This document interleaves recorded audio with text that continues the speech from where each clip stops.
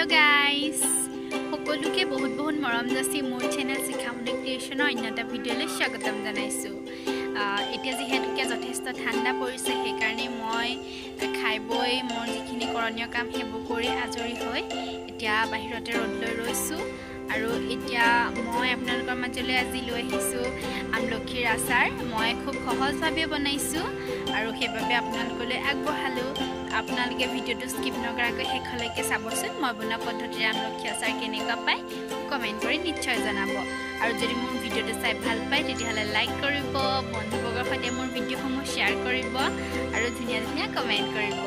আৰু যদি মোৰ চেনেললৈ কোনোবা নতুনকৈ আহিছে তেতিয়াহ'লে মোৰ চেনেলটো প্লিজ ছাবস্ক্ৰাইব কৰিব আৰু কাষতে থকা বেল আইকনটো দবাই অল কৰি দিব যাতে মই যিসমূহ ভিডিঅ' দিওঁ সেইসমূহ পোনপ্ৰথমে আপোনালোকে আপোনালোকৰ মোবাইলত চাবলৈ পায় তেতিয়াহ'লে বলকচোন পলম নকৰাকৈ ভিডিঅ'টোলৈ আগবাঢ়ো এয়া মই আচাৰৰ বাবে আমলখি আছে ইয়াতে 1 কেজি আৰু এইখিনি মই এতিয়া ভালদৰে অলপ সিজাই ল'ম ইয়াতে মই দিম নিমখ আৰু হালধি কিদৰে কৰোঁ মই গোটেই প্ৰচেছখিনি আপোনালোকক দেখুৱাবলৈ চেষ্টা কৰিম গতিকে ভিডিঅ'টো আপোনালোকে স্কিপ নকৰাকৈ শেষলৈকে চাব এয়া মই জুইত চচপেন এটা পাতি লৈছোঁ আৰু ইয়াতে দি দিছোঁ আধা লিটাৰমান পানী আৰু ইয়াত দিছোঁ মই সৰহ পৰিমাণৰ নিমখ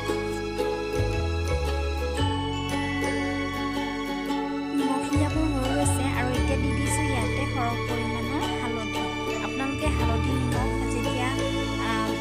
শুদ্ধ পানীত আমলখিখিনি সিজাব তাৰপাছত যেতিয়া পানীৰ পৰা টুকি ৰ'দত শুকাব তাৰ আগমুহূৰ্তত নিমখ হালধি সানিলেও হ'ব কিন্তু মই এই পদ্ধতিৰে বনাইছোঁ এনেকৈ বনাই ভাল পাওঁ গতিকে আপোনালোকে যদি কোনেও এই পদ্ধতিৰে বনোৱা নাই তেতিয়াহ'লে এবাৰ প্লিজ বনাই চাব খুব ভাল পাব আৰু এতিয়া দিছোঁ ইয়াতে আমলখিখিনি মই 10 মিনিটমান সময় হাই ফ্লেমত ভালদৰে সিজিবলৈ দিম এয়া 10 মিনিটৰ পাছত মোৰ ভালদৰে সিজিছে এয়া দেখা পাইছে আৰু এতিয়া মই আমলখিখিনি পানীৰ পৰা ডলা এখনলৈ কাঢ়ি দিছোঁ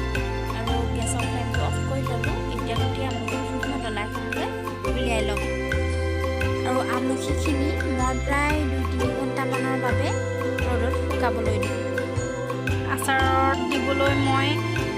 মছলাৰ ভিতৰত ব্যৱহাৰ কৰিছোঁ ইয়াত আছে ডাঙৰ চামুচেৰে 2 চামুচ সৰিয়হ 1 চামুচ চফ আৰু এয়া হৈছে 1 চামুচ জনি আৰু এয়া হৈছে ধনিয়া গোটা ধনিয়া এইখিনি মই এতিয়া ল' ফ্লেমত 1 মিনিটমান সময় ভাজি ল'ম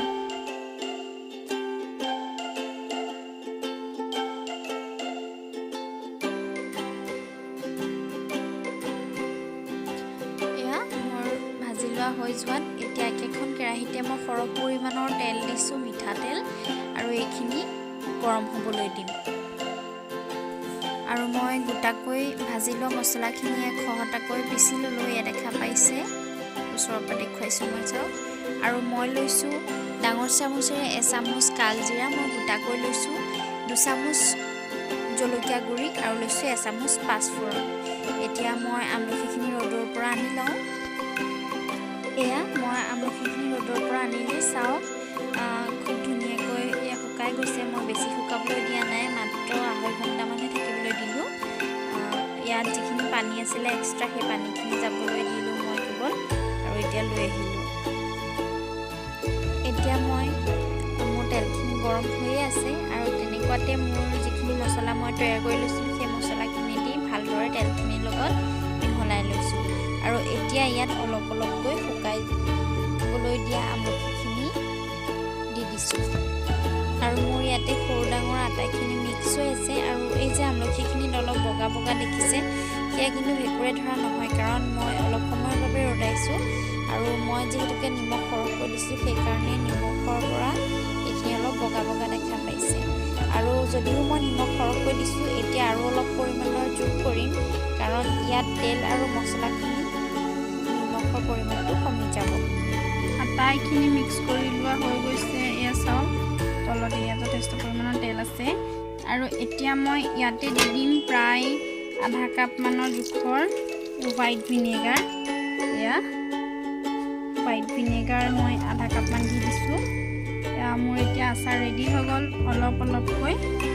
কণ্টেইনাৰ এটালৈ ভৰাই ল'ম